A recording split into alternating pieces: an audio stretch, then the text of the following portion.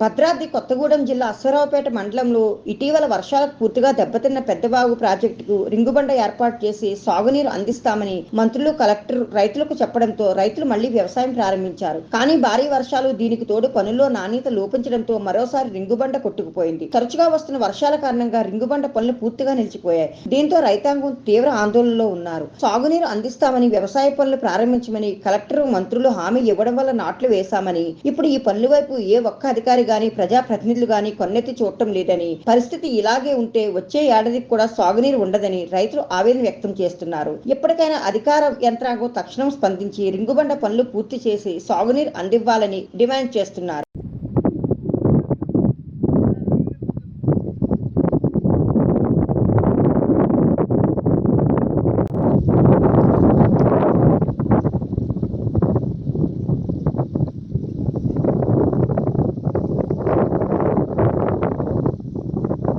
నీళ్ళైతే పోసాను మన ఏ అయితే పోసారు నువ్వు చూసావా? దీనైతే అయితే పోసారు. మరి ఈ గోడను అది సమానికి లేవా? నీళ్ళట్టాది మరి అందుకే ఆగంది అది మనం